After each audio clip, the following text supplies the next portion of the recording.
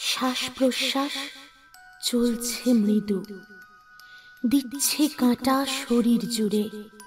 হঠাৎ করে কান্নার আওয়াজ, কেমন যেন বিশ্রী সুরে। দমকা হাওয়ায় নিভল বাতি, খুলল ঘরের দরজা।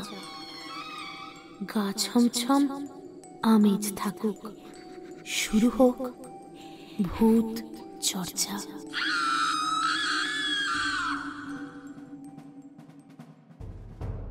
পৃথিবীর ইতিহাসে এমন কিছু কিংবদন্তি আছে যা 400 বছর ধরে ঢেউয়ের সঙ্গে ভেসে বেড়ায় আজও।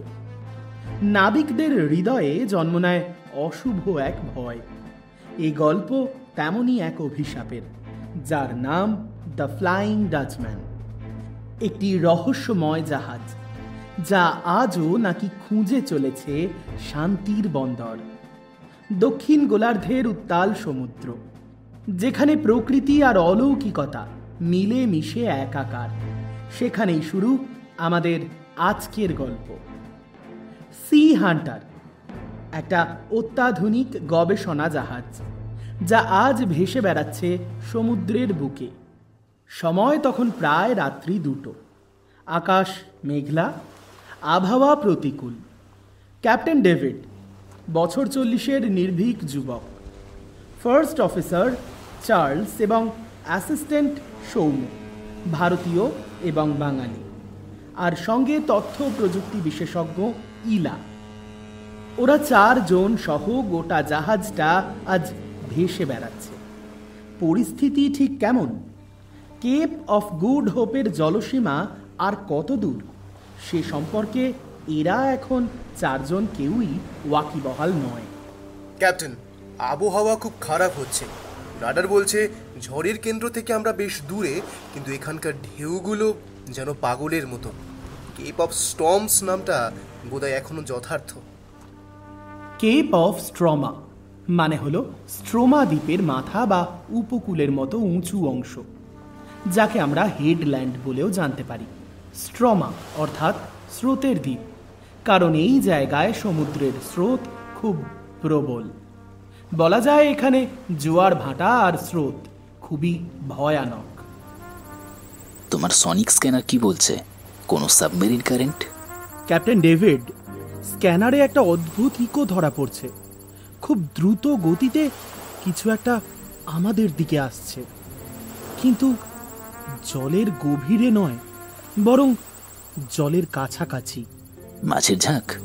না স্যার, ডেটা প্যাটার্ন দেখে যেটা বোঝা যাচ্ছে সেটা একটা কঠিন বস্তুর, কিন্তু গতি অস্বাভাবিকভাবে বেশি।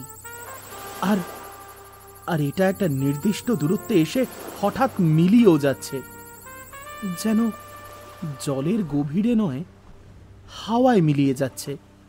এই নিয়ে গত 2 দিনে একই ইনসিডেন্ট 4 বার ঘটল। আমার মনে হয় কোনো বড় রহস্যের মুখোমুখি হচ্ছি আমরা। বাতাসের তীব্রতা বাড়ছে, ঢেউয়ের জোর আঘাত আছড়ে পড়ল জাহাজের দিকে। সৌম্য দ্রুত ছুটে এসে জানালো, ক্যাপ্টেন, ক্যাপ্টেন, ডেকের ওপরে কিছু একটা এসে পড়েছে। মনে হচ্ছে কোনো অনেক পুরনো কাঠ। এই উত্তাল সমুদ্রে? চার্লস, চলো তো দেখে আসি। সবাই মিলে প্রচন্ড কৌতূহল নিয়ে ছুটল জাহাজের ডেকের দিকে। বাহ, পুরনো ডাচ ওকউড! দেখেই বোঝা যাচ্ছে এর বয়স কমপক্ষে 300 বা তারও বেশি। লবণাক্ততা আর পুরনো দিনের কাজের ছাপ স্পষ্ট। ফ্ল্যাশলাইট জেলে খুব ভালো করে কাঠটা পরীক্ষা করে দেখলো এলা। 1 মিনিট, এ তো শুধু কাঠ নয়, এতে কিছু খোদাই করা আছে। আচ্ছা, কিন্তু ডাচ অক্ষর। ক্যাপ্টেন ডেভিড যদিও এ কথায় খুব একটা আমল দেওয়ার মানুষ নন। তিনি জানালেন এটা নিশ্চয়ই পুরনো কোনো ধ্বংস হয়ে যাওয়া জাহাজের অংশ। সমুদ্রে ওসব হাজার হাজার আছে। উনি ফেলে দেওয়ারও নিদান দিলেন, বললেন এসব অশুভ জিনিস জাহাজে রাখলে নাকি বিপদ বাড়বে। তবে তার মতামতকে মানতে নারাজ চার্লস। না ক্যাপ্টেন, আমি নিশ্চিত এটা কোনো সাধারণ কাঠ নয়। দেখুন, অক্ষরের নিচে একটা কিছু খোদাই করা আছে, যেন একটা ডাচ শিলমোহর। এলা, এই লেখাটা পড়ে দেখো তো। লেখা আছে 6IEGEND,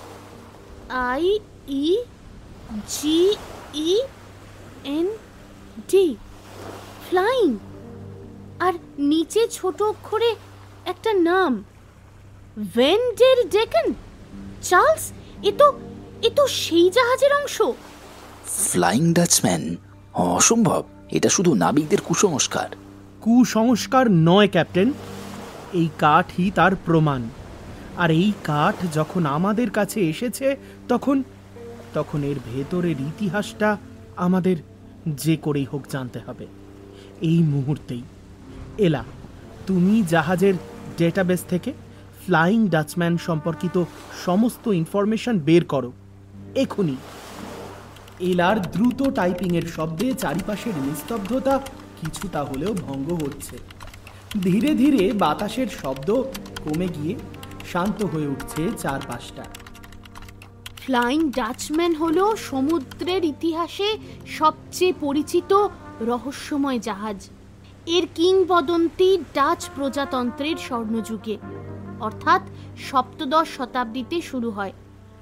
এটা কোনো সাধারণ গল্প নয়, ক্যাপ্টেন আর তার জাহাজের চিরন্তন শান্তির কাহিনী।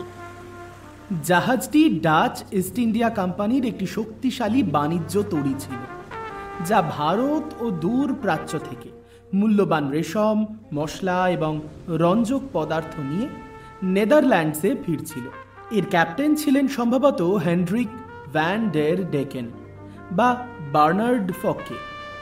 বার্নার্ড ফকে এতটাই দ্রুত তার জাহাজ চালাতে পারতেন যে লোকে ভাবত তিনি শয়তানের সঙ্গে চুক্তি করেছেন।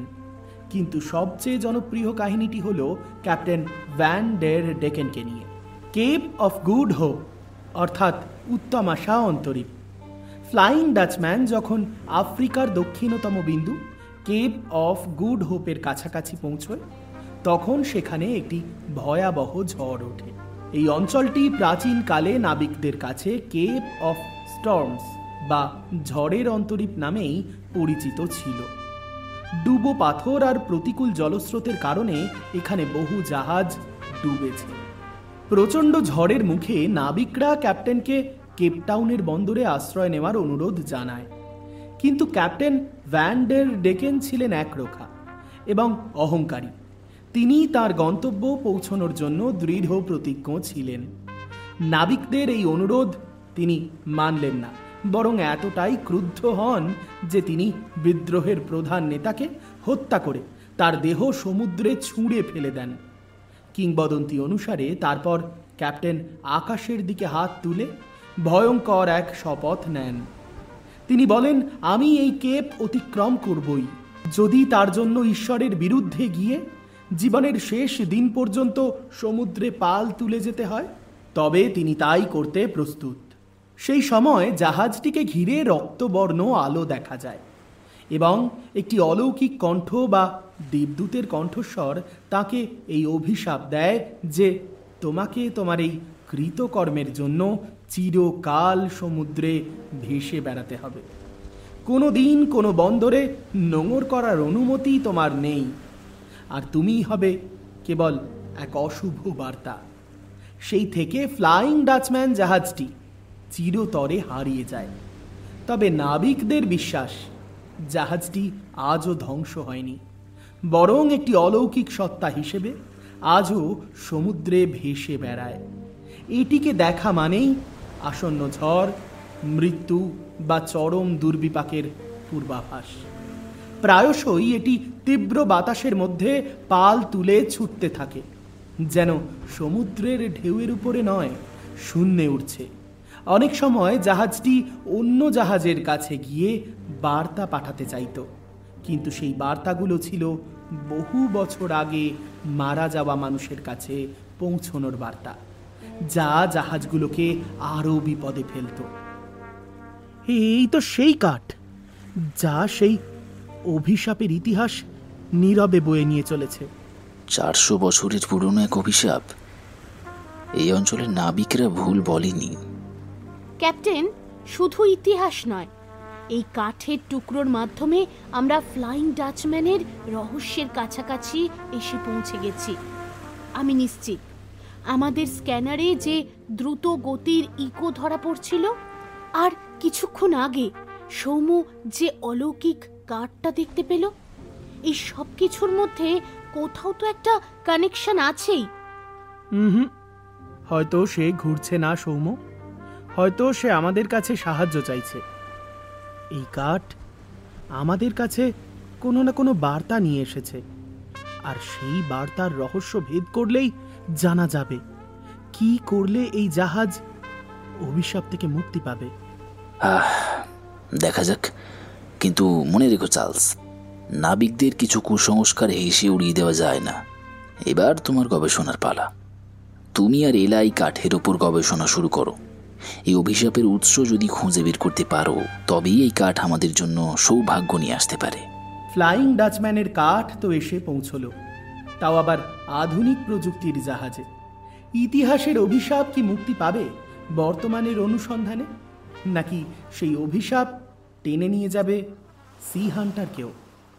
গভীর রাতে সি হান্টার গবেষণা কক্ষে শুরু হলো এক ঐতিহাসিক অনুসন্ধান। কাঠের পুরনো টুকরোটি তাদের কাছে শুধুমাত্র প্রত্নতাত্ত্বিক নিদর্শন নয়, যেন এক ধামা চাপা থাকা রহস্যের হঠাৎ উন্মোচন। অভিশাপ যা 400 বছর আগে লেখা হয়েছিল ক্যাপ্টেনের উদ্ধত শপথ দিয়ে, সেই অভিশাপের ভার যেন আজ বহন করে চলেছে আধুনিক এই জাহাজের বাতাস।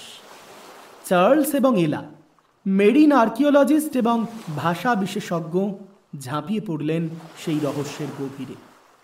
ক্যাপ্টেন ডেভিড বাইরে অস্থিরভাবে পায়চারি করছেন। অভিজ্ঞ নাবিকের মন জানে, সমুদ্রের কুসংস্কারকে সবসময় হেসে উড়িয়ে দেওয়া যায় না। এলা, এই শিলমোহরটা দেখো, এটা ডাচ ইস্ট ইন্ডিয়া কোম্পানির ভিওসি সিল নয়, এটা ক্যাপ্টেনের ব্যক্তিগত সিল। 17 শতকের ডাচ নাবিকরা নিজেদের জাহাজে এমন কিছু প্রতীক ব্যবহার করত যা তাদের ব্যক্তিগত অঙ্গীকার এবং বিশ্বাসের প্রতীক হতো।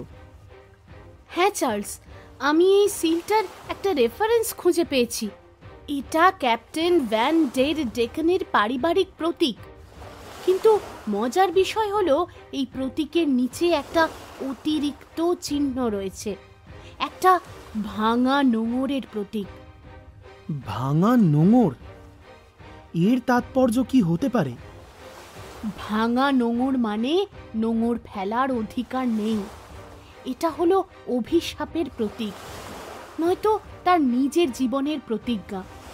মনে আছে কিংবদন্তিতে বলা হয়েছিল তাকে চিরকাল সমুদ্রে ভেসে বেড়াতে হবে, কোনো বন্দরে নোঙর করার অনুমতি তার নেই। বাতাস আরো তীব্র হয়ে উঠল। কাঁচের জানলায় ঢেউয়ের ছিটে লাগছে মাঝে মাঝেই। ক্যাপ্টেন ডেভিড দরজা ঠেলে ভেতরে এলেন। এই সমুদ্রটা হঠাৎ এমন শান্ত হচ্ছে কেন? ঝড়ের কেন্দ্র তো এখনো অনেক দূরে থাকার কথা। এই অঞ্চলের আবহাওয়া এমন দ্রুত বদলায় না। আমার ঠিক ভালো লাগছে না। তোমরা কি নিশ্চিত যে ওই কাঠ কোনো বিপদ টেনে আনছে না? বিপদ নয় ক্যাপ্টেন, বিপদ নয়। আমরা হয়তো ইতিহাসের এক বিশাল ভুল শোধরানোর সুযোগ পাচ্ছি। এলা, ক্যাপ্টেনকে তোমার পাওয়া তথ্যগুলো জানাও। ক্যাপ্টেন, আমি শুধু ফ্লাইং ডাচম্যানের ইতিহাস ঘেঁটেই ক্ষান্ত হইনি, আমি তার অভিশাপের বৈজ্ঞানিক ব্যাখ্যাও খুঁজেছি। সামান্য থেমে এলা আবার বলা শুরু করলো। অনেক রিপোর্টে দেখা যায় নাবিকেরা ফ্লাইং ডাচম্যানকে উড়তে দেখত, যেন সেটা জলের উপরে নয়, শূন্যে ভাসছে।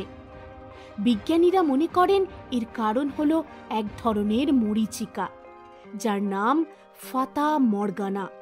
ফাতা মর্গানা এটি হলো এক বিরল ও জটিল মরীচিকা। যখন ঠান্ডা জলের ওপর গরম বাতাস প্রবাহিত হয়, তখন আলোকরশ্মি বেঁকে যায় এবং দূরবর্তী বস্তুর একটি বিকৃত প্রতিবিম্ব তৈরি হয়। জলের নিচে থাকা কোনো বরফের চাই বা অন্য কোনো জাহাজকে, তখন মনে হতে পারে যেন সেটা আকাশে ভাসছে বা দ্রুত গতিতে এগিয়ে আসছে। বহু নাবিক এই মরীচিকাকেই অলৌকিক জাহাজ বলে ভুল করেছে। কিন্তু প্রশ্ন হলো, 400 বছর আগেকার এই অভিশাপ নিছক একটা মরীচিকায় আটকে থাকতে পারে কি? মরীচিকা হতে পারে, কিন্তু সেই মরীচিকার প্রতীক খোদাই করা কাঠ কিভাবে আমাদের ডেকের ওপর এলো? সেটাই তো রহস্য। মরীচিকা হয়তো মাধ্যম, কিন্তু অভিশাপটা আসল। ক্যাপ্টেন ভ্যান ডের ডেকেন ছিলেন একরোখা এবং আত্ম অহংকারী। তিনি ঈশ্বরকে চ্যালেঞ্জ করেছিলেন। এই চ্যালেঞ্জের পরিণতিতে তাঁর জাহাজ চিরকাল সমুদ্রে থেকে যায় এবং অভিশাপ তাকে বারবার অন্য নাবিকদের কাছে দৃশ্যমান করে তোলে, সতর্ক বার্তা হিসেবে। আমি একটা পুরনো ডাচ নথি খুঁজে পেয়েছি, যা বলে তাঁর অভিশাপ মুক্তির একমাত্র পথ হলো শপথ প্রত্যাহার। এক্স্যাক্টলি। এই কাঠের টুকরো আসলে তার একমাত্র সত্যিকারের হৃদয়ের বার্তা নিয়ে এসেছে। এটা জাহাজের শেষ আকাঙ্ক্ষা বলা যায়। ঠিক সেই মুহূর্তে সৌম্য হঠাৎ করে ভয় পেয়ে চেঁচিয়ে উঠল। এ কি হচ্ছে? এ কি হচ্ছে? মনিটর কেন এমন করছে? হ্যাঁ, এ কি হচ্ছে? সৌম্য, রেডিও পরীক্ষা করো, কোনো জাহাজ বিপদে পড়ছে কিনা দেখো। ইলা ততক্ষণে রেডিও সিগন্যাল ফ্রিকোয়েন্সি দেখতে শুরু করলো। না ক্যাপ্টেন, কোনো বিপদ সংকেত নয়। এটা একটা অ্যানালগ সিগন্যাল, খুব পুরনো রেডিও ফ্রিকোয়েন্সি থেকে আসছে, যেন কেউ কিছু ফিসফিস করে বলার চেষ্টা করছে। এলা, এটা রেকর্ড করো। এ তো সেই অশুভ বার্তাও হতে পারে যা ফ্লাইং ডাচম্যান অন্য জাহাজে পাঠাতে চাইতো। রেকর্ডার চালু হওয়ার শব্দ আসে। রেডিও থেকে আস্তে আস্তে পুরনো ডাচ ভাষায় ফিস ফিস করা কিছু শব্দ ভেসে আসে। এক মিনিট, আমি ভাষাটা অনুবাদ করার চেষ্টা করছি। এটা খুব প্রাচীন ডাচ, আর স্বরগুলো বহু পুরনো। সমুদ্রের গর্জন ছাপিয়ে ভেসে আসছে 450 বছরের পুরনো কণ্ঠস্বর। অভিশাপের প্রথম শব্দগুলো যেন ক্যাপ্টেন ভ্যান ডের ডেকেন তাঁর শেষ ইচ্ছের কথা জানাতে চাইছে। এটাই সেই রোমাঞ্চ যেখানে বিজ্ঞান আর লোককথা একে অপরের হাত ধরে হাঁটতে শুরু করে। এটা একটা কবিতা বা গান। অন্ধকার নদী, অভিশপ্ত যাত্রা, বন্দরের পথ বন্ধ। একমাত্র সে মুক্তি দিতে পারে। সে জানে।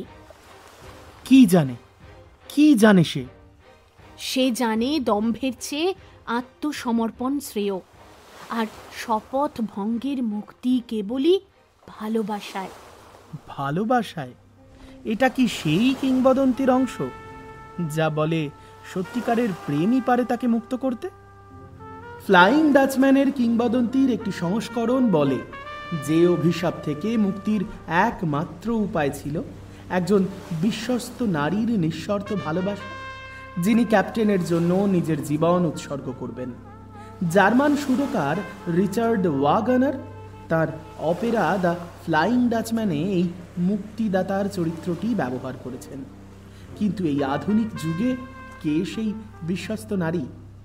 আমি এইসব অশুভ জিনিস বিশ্বাস করি না, কিন্তু এই অভিশাপের মুক্তির জন্য কাউকে আত্মাহুতি দিতে হবে। না, আমি এই জাহাজে কোনো আত্মাহুতি দিতে দেব না। চার্লস, এই কাঠকে দ্রুত সমুদ্রের গভীরে ফেলে দিতে হবে। না ক্যাপ্টেন, আমরা এখন মুক্তির খুব কাছে। আত্মাহুতি হয়তো নয়, হয়তো কোনো প্রতীকী মুক্তি। সেই শপথটা কি ছিল এলা? ধ্বংসের শেষ সীমা পর্যন্ত সমুদ্রের পাল তুলে যাব। এই অহংকারই তাকে আটকে রেখেছে। যদি আমরা তাকে বোঝাতে পারি যে সেই শপথটা ভুল ছিল, যদি সেই শপথ প্রত্যাহার করা যায়। চার্লস ঠিক বলেছে। শপথ প্রত্যাহারই একমাত্র পথ। কিন্তু সেই শপথের মূল শব্দগুলো আমাদের ডাচ ভাষায় খুঁজে বের করতে হবে, আর এই ভাঙা নোঙরের প্রতীকের সঠিক ব্যবহার জানতে হবে। আমি এই কাঠের টুকরোতে একটা সাংকেতিক চিত্র খুঁজে পেয়েছি। এটা যেন কোনো ম্যাপ বা স্থানাঙ্ক।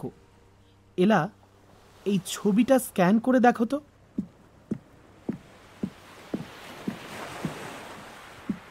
ক্যাপ্টেন ডেভিড ডেকের উপর হাঁটা শুরু করেন। সৌম্যকে বলো যেন ডেক সুরক্ষিত রাখে, আর আমি আবার ব্রিজে যাচ্ছি। এই জাহাজ এখন ইতিহাসের সবচেয়ে ভয়ানক রহস্যের উপর দিয়ে চলছে, আর আমি সেটাকে একা মোকাবিলা করতে চাই। তোমরা গবেষণা চালিয়ে যাও, কিন্তু কোনো বিপদের ইঙ্গিত পেলে সঙ্গে সঙ্গে আমাকে জানাবে। স্ক্রিনের দিকে তাকিয়ে এলা বলে উঠল, এই স্থানাঙ্কটা, এটা সেই জায়গার দিকে ইঙ্গিত করছে যেখানে ফ্লাইং ডাচম্যান প্রথম অভিশাপগ্রস্ত হয়েছিল, ঠিক কেপ অফ গুড হোপের কাছে একটা নির্দিষ্ট খাদে। সেখানেই আমাদের যেতে হবে। অভিশাপের উৎসস্থলে গিয়েই শপথের মুক্তি খুঁজতে হবে। এলা, এবার আমাদের একজন তৃতীয় চরিত্রের সাহায্য নিতে হবে। সেই বৃদ্ধা নীলার কাছে যেতে হবে। কেবল একজন স্থানীয় লোককথাবিদই হয়তো ভাঙা নোঙরের সঠিক ব্যবহার এবং শপথ প্রত্যাহারের মন্ত্র জানেন। আমি এখনই যোগাযোগ করছি। আমাদের হাতে বেশি সময় নেই। ক্যাপ্টেন ডেভিড যে কোনো মুহূর্তে মত পরিবর্তন করে এই কাঠ সমুদ্রে ফেলে দিতে পারেন। বাইরে বাতাসের তীব্রতা হঠাৎ খুব বেড়ে যায়। গবেষণা জাহাজ সি হান্টার এখন কেবল একটা জাহাজ নয়, এটা যেন একটা টাইম মেশিন। এক পাশে আধুনিক প্রযুক্তি, অন্য পাশে 400 বছরেরও বেশি পুরনো অভিশাপ। ভাঙা নোঙর, ফিস ফিস করা কণ্ঠস্বর, আর এক রোখা ক্যাপ্টেনের শপথ, সব মিলিয়ে ঘন হয়ে আসছে রহস্য। তারা কি পারবে ফ্লাইং ডাচম্যানকে মুক্তি দিতে, নাকি নিজেরাও হারিয়ে যাবে সমুদ্রের চিরন্তন অভিশাপে? সময় বয়ে চলেছে দ্রুত। পুরনো শপথ, ভাঙা নোঙরের প্রতীক, আর রেডিওতে ভেসে আসা ফিসফিসানি, সব মিলিয়ে একটা অদ্ভুত জালে জড়িয়ে পড়ছে সি হান্টার। চার্লস এবং এলার হাতে এখন কেবল একটাই সূত্র, কেপটাউনের উপকূলে থাকা এক রহস্যময় বৃদ্ধা, যার নাম নীলা, যিনি ফ্লাইং ডাচম্যানের অভিশাপের মুক্তি সম্পর্কে জানেন বলেই মনে করা হচ্ছে। কিন্তু সমুদ্র যেন ক্রমেই অস্থির হয়ে উঠছে, সতর্ক করছে তাদের। এই পথে প্রতিটি পদক্ষেপে লুকিয়ে আছে 400 বছরের পুরনো কোনো বিপদ। এলা, মিস নীলার সঙ্গে কিছু কথা হলো? মানে, উনি কি সেই শপথ প্রত্যাহারের কোনো মন্ত্র বা কিছু জানেন? হ্যাঁ, উনি খুব অদ্ভুতভাবে কথা বললেন। মনে হলো যেন উনি কোনো আধুনিক ফোন ব্যবহার করছেন না, সরাসরি অতীত থেকে কথাগুলো বলছেন। উনি বললেন এই অভিশাপের মূলে আছে কেবল দম্ভ নয়, আছে বিশ্বাসঘাতকতা। বিশ্বাসঘাতকতা? কিসের বিশ্বাসঘাতকতা? উনি বললেন ক্যাপ্টেন ভ্যান ডের ডেকেন জাহাজ ডুবির আগে তার ফার্স্ট অফিসারের সঙ্গে একটা গোপন চুক্তি করেছিলেন। চুক্তি ছিল, যদি কোনো কারণে জাহাজ ডুবে যায় তবে ফার্স্ট অফিসার যেন তার ব্যক্তিগত সিন্দুকটি গোপন পথে ইউরোপে পৌঁছে দেন। সেই সিন্দুকে ছিল ডাচ ইস্ট ইন্ডিয়া কোম্পানির মূল্যবান পণ্য নয়, ছিল একটি অত্যন্ত পবিত্র কফিন। কফিন? এর মানে কি? ফ্লাইং ডাচম্যানের এই অজানা তথ্যটি কিংবদন্তির এক নতুন দিক খুলে দিল। ক্যাপ্টেন ভ্যান ডের ডেকেন ছিলেন ডাচ ইস্ট ইন্ডিয়া কোম্পানির একজন অত্যন্ত ক্ষমতাশালী ব্যক্তি। ইতিহাসবিদরা মনে করেন সেই সময় দক্ষিণ আফ্রিকার উপকূলে তিনি কেবল বাণিজ্যই করতেন না, প্রাচীন মিশরীয় এবং সুমেরীয় প্রত্নতাত্ত্বিক নিদর্শন পাচার করতেন। এই কফিনটিই ছিল সেই পাচারেরই অংশ। কিন্তু এই কফিন এবং অভিশাপের মধ্যে কি সেই সম্পর্ক? নীলা বলেছেন কফিনটি ছিল একজন প্রাচীন মিশরের দেবীর মূর্তি রাখার একটি সিন্দুক, যা ভ্যান ডের ডেকেন চুরি করেছিলেন। এই দেবীর মূর্তিটি তার স্ত্রীকে উপহার দেওয়ার জন্য আনা হচ্ছিল। সমুদ্রের অভিশাপ ছিল ঈশ্বরের প্রতি দম্ভের ফল, আর কফিনের অভিশাপ ছিল সেই প্রাচীন দেবীর ক্রোধ, তার শপথ ভঙ্গের মন্ত্র। তাই কেবল ঈশ্বরের কাছে নয়, সেই দেবীর কাছেও ক্ষমা চাওয়ার মন্ত্র পড়তে হবে। হঠাৎ জাহাজের একটি যন্ত্রাংশ থেকে তীব্র শব্দ করে একটি ফিউজ কেটে গেল। অন্ধকার নেমে এলো ল্যাবরেটরিতে। ইমার্জেন্সি লাইট জ্বলে উঠল। কি হলো? কি হলো? হঠাৎ হঠাৎ এমন অন্ধকার কেন? সৌম্য, চিন্তা করো না, পাওয়ার সাপ্লাই কিছু সমস্যা হয়েছে। দ্রুত ফিউজ বক্স চেক করো। চার্লস, তোমাদের কাজ থামিও না। এটা সেই কফিনের সাংকেতিক চিহ্ন এলা। এই ভাঙা নোঙরের প্রতীক আসলে সেই দেবীর একটি চিহ্ন। মিস নীলা কি সেই মন্ত্রটা বলেছেন? হ্যাঁ, উনি একটি ডাচ কবিতা লিখে পাঠিয়েছেন, কিন্তু উনি সতর্ক করেছেন এই মন্ত্র পাঠ করতে হবে ঠিক সেই জায়গায় যেখানে অভিশাপ শুরু হয়েছিল। আর সেই জায়গায় যখন পৌঁছবো, তখন সমুদ্র এমন ভয়ঙ্কর রূপ নেবে যে আমাদের জাহাজ উল্টে যেতে পারে। ক্যাপ্টেন, আমাদের গন্তব্য ওই স্থানাঙ্ক। এখন আর ফেরা যাবে না। আমাদের এখনই রওনা দিতে হবে। অসম্ভব! আবহাওয়া রিপোর্ট বলছে ওই স্থানাঙ্কে এখন রগ ওয়েভ তৈরি হতে পারে। তোমাদের এক কিংবদন্তি উদ্ধার করতে গিয়ে আমি আমার জাহাজ আর কর্মীদের জীবন বিপন্ন করতে পারি না। রগ ওয়েভ সামুদ্রিক পরিভাষায় যার অর্থ হলো দানবীয় ঢেউ। সাধারণ ঢেউয়ের চেয়ে দ্বিগুণ বা 3 গুণের বেশি উচ্চতার এই ঢেউগুলো হঠাৎ করে সৃষ্টি হয় এবং কোনো আধুনিক জাহাজকেও মুহূর্তের মধ্যে ডুবিয়ে দিতে পারে।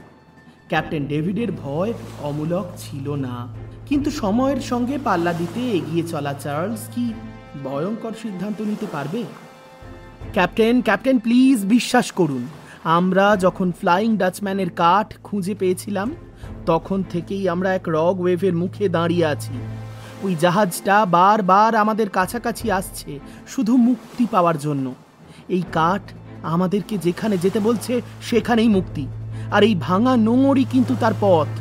তোমাদের এই প্রত্নতত্ত্বের নেশা ঠিক যেন ভ্যান ডের ডেকেনের দম্ভের মতো। তোমরা কি জাহাজটাকে ধ্বংস করতে চাও? ক্যাপ্টেন, নীলা আরও একটি গুরুত্বপূর্ণ তথ্য দিয়েছেন।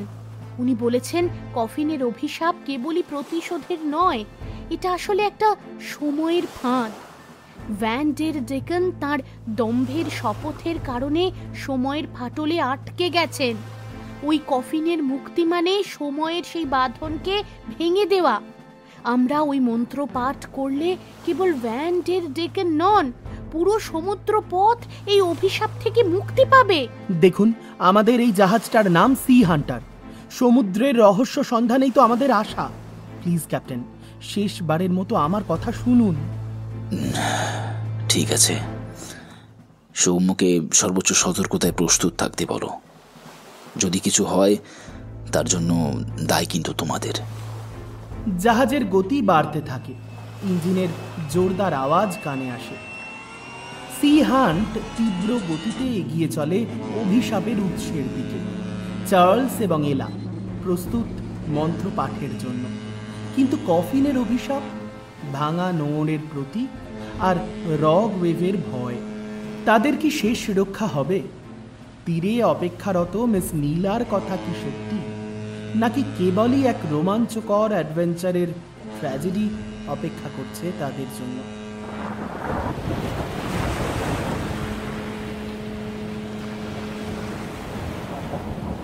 জাহাজের ডেকের ওপর দিয়ে তীব্র ঢেউ আছড়ে পড়ল। সঙ্গে ভেসে এলো ক্যাপ্টেন ডেভিডের সতর্কতামূলক একটা চিৎকার, সবাইকে প্রস্তুত থাকতে বলো, ঢেউ আসছে। তারা এখন অভিশাপের কেন্দ্রে। স্থানাঙ্ক মিলে গেছে কাঁটায় কাঁটায়। এই সেই স্থান যেখানে 400 বছর আগে ক্যাপ্টেন ভ্যান ডের ডেকেনের দম্ভ তাকে চিরন্তন সাজা দিয়েছিল। সি হান্টার যেন এক বিশাল দৈত্যাকার ঢেউয়ের সঙ্গে যুদ্ধ করে চলেছে। বাইরে অন্ধকার, কুয়াশা এবং সমুদ্রের উন্মত্ততা ছাড়া আর কিছুই দৃশ্যমান নয়। কিন্তু চার্লস এবং এলা জানে এই অন্ধকারেই লুকিয়ে আছে দীর্ঘদিনের প্রতীক্ষিত মুক্তি। জাহাজের ব্রিজে ধাতব বস্তুর নড়াচড়ার শব্দ হয় হঠাৎ করেই। অ্যালার্মের চাপা শব্দ ভেসে আসে। সৌম্য, জাহাজের ভারসাম্য ধরে দেখো, ঢেউগুলো ব্রিজের উপর দিয়ে যাচ্ছে। চার্লস, তোমরা তৈরি হও, আর মাত্র 2 মিনিট। স্যার, স্যার, রগ ওয়েভ, উত্তর দিক থেকে একটা দৈত্যাকার ঢেউ আসছে। জাহাজ আর বেশিক্ষণ এই চাপ সহ্য করতে পারবে না। এলা প্রস্তুত হও, এটাই শেষ সুযোগ। এলা ভীষণ ভয়ে কাঁপছে, কিন্তু মন্ত্রের কাগজটা শক্ত করে ধরে আছে। আমি প্রস্তুত চার্লস। এই অভিশাপ থেকে মুক্তি পেতেই হবে। মুক্তি, এই শব্দটার জন্য ভ্যান ডের ডেকেন তার নাবিকরা শতাব্দীর পর শতাব্দী ধরে অপেক্ষা করছে। কিন্তু মুক্তি পেতে হলে কেবল মন্ত্র নয়, চাই সাহস, চাই সময়ের ফাঁদকে পরাজিত করার মানসিক জোর। রেডিওতে আবার সেই পুরনো ডাচ ভাষার ফিসফিসানি। এবার স্বরটা আরো স্পষ্ট, যেন যন্ত্রণায় কাতর। চার্লস, রেডিওতে সেই কণ্ঠস্বর, সে যেন আমাদের মন্ত্র পাঠ করতে বলছে। মন্ত্র শুরু করো এখনই। রগওয়েভ, সেই দৈত্যাকার ঢেউ আসছে। ঢেউয়ের প্রচন্ড গর্জন তীব্র হয়ে আসছে। চার্লস ভাঙা নোঙরের কাঠটি তুলে ধরেন। এলা কাঁপতে কাঁপতে প্রাচীন ডাচ ভাষায় মন্ত্রপাঠ শুরু করে। ফ্লাইং ডাচম্যান, তোমার দম্ভ এবং অভিশাপ তোমার নোঙর। সময় ভেঙে গেছে, প্রতিশ্রুতি বিলীন হয়ে গেছে। দেবতা ও সমুদ্র তোমাকে ক্ষমা করে দিচ্ছে। কেবল সত্যেরই জয় হবে, সত্যেরই জয়। মন্ত্রের শেষ শব্দগুলো উচ্চারিত হওয়ার সঙ্গে সঙ্গে বজ্রপাতের মতো তীব্র নীল আলো জ্বলে ওঠে। রেডিওর ফিসফিসানি তীক্ষ্ণ চিৎকার করে ওঠে এবং তারপর হঠাৎ সম্পূর্ণ নীরবতা। আলোটা কোথায় গেল? আর ঢেউয়ের শব্দ হঠাৎ কমে যায়। বাতাসের গোঙানি বন্ধ। কেবল জাহাজের ইঞ্জিনের মৃদু শব্দ এবং ফেনা ভাঙার নরম আওয়াজ। রগ ওয়েভটা ভেঙে গেল। সমুদ্র এক মুহূর্তে শান্ত হয়ে গেল। চার্লস ডেকের উপর হাঁটু গেড়ে বসে কাঠের টুকরোর দিকে তাকিয়ে বলল,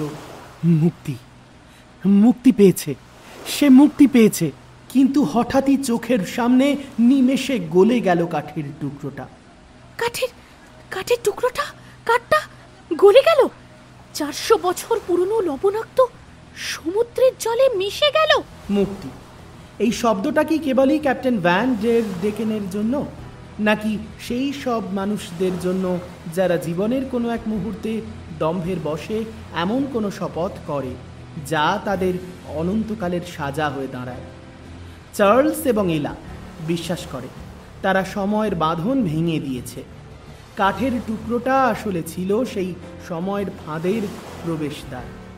ক্যাপ্টেন ডেভিড ধীরে ধীরে হেঁটে চার্লস আর এলার পাশে আসে, কণ্ঠে শ্রদ্ধা।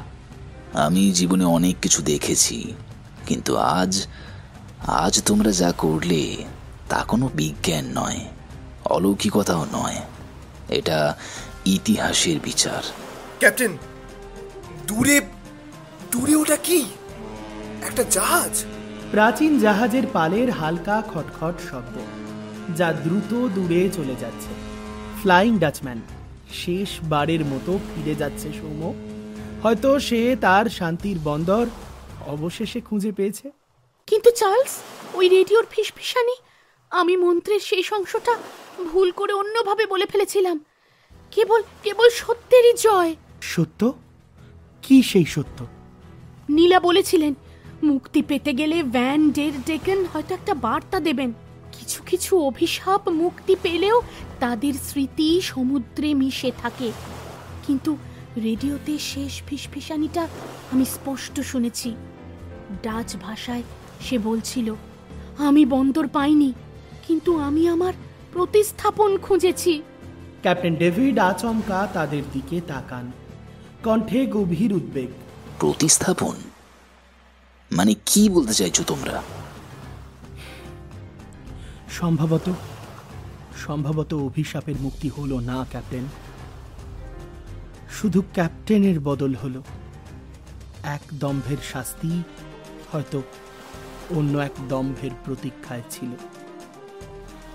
ফ্লাইং ডাচম্যানের অভিশাপ হয়তো শেষ হয়নি, কেবল নতুন এক ইতিহাসের জন্য রাস্তা তৈরি হলো। আমরা তার প্রথম পদক্ষেপ। সমুদ্রের বাতাসে আরো একবার চাপা দীর্ঘশ্বাসের মতো গোঙানির শব্দ। ফ্লাইং ডাচম্যান কি সত্যিই মুক্তি পেল, নাকি 450 বছরেরও পুরনো সেই অভিশাপের ভার আজ চেপে বসল সি হান্টারের উপর? সমুদ্রের অনন্ত রহস্যে কিছু গল্প হয়তো কখনোই শেষ হয় না। তারা কেবল পরবর্তী অধ্যায়ের জন্য অপেক্ষা করে নতুন কোনো দাম্ভিক ক্যাপ্টেনের জন্য, নতুন কোনো ভাঙা নোঙরের জন্য। ফ্লাইং ডাচম্যানের যে গল্পটা আজ আপনাদের সামনে পরিবেশন করলাম, সত্যি ঘটনা অবলম্বনে এই গল্পটা লিখেছি আমি, আপনাদের বন্ধু প্রীতম, আর গল্প পাঠেও ছিলাম আপনাদের বন্ধু আমি প্রীতম। তবে গল্পের প্রয়োজনে বিভিন্ন রকম চরিত্র এবং পরিবেশ পরিস্থিতি সামান্য বদল করতে হয়েছে। আজকের গল্পে অন্যান্য ভূমিকায় যারা ছিল তারা হলো অন্তরা, অচ্যুতা, মিনহাজুল এবং আমি প্রীতম। যদি আজকের গল্পটা ভালো লেগে থাকে তাহলে চটপট একটা লাইক এবং কমেন্ট করে জানিয়ে দেবেন। তাহলে ভবিষ্যতে এমন রহস্য রোমাঞ্চকর আরও গল্প নিয়ে আমরা হাজির থাকতে পারবো। আর যদি আপনি আমাদের চ্যানেলে নতুন হন তাহলে চটপট একবার আমাদের চ্যানেলটা লাইক করে, শেয়ার করে এবং নোটিফিকেশন পাওয়ার জন্য সাবস্ক্রাইবের পাশাপাশি বেল বাটনটা প্রেস করে দেবেন। তাহলে আজ এই পর্যন্তই। আপনাদের সঙ্গে দেখা হবে আবার আগামী সোমবার ঠিক দুপুর 12টায়। তবে যেতে যেতে গত পর্বে যে 10 জন সঠিক উত্তরদাতা সঠিক উত্তর দিয়েছিলেন তাদের নামগুলো ঘোষণা করে যেতে হবে। তারা হলেন ঝর্ণা খাতুন, সীমা সরকার, সৃজা মুখার্জি, নিয়তি সিং, আয়েশা স্মৃতি, সাগর ভৌমিক, মোহিনী ভট্টাচার্য, রিয়া দাস, প্রশান্ত মালিক, মাম্পি মণ্ডল সহ অনেকেই। এবার চলে আসবো আজকের পর্বের প্রশ্নে।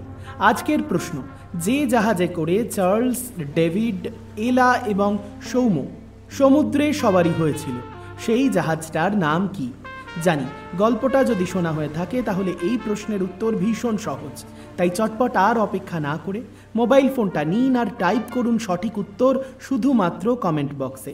কথা দিচ্ছি প্রতি পর্বের মতো প্রথম সঠিক 10 জন উত্তরদাতার নাম ঘোষণা করব আগামী পর্বে। ততক্ষণ ভালো থাকবেন সকলে, আর ভালোবাসার মরশুমের পাশাপাশি ভূত চর্চাকেও সঙ্গে রাখবেন।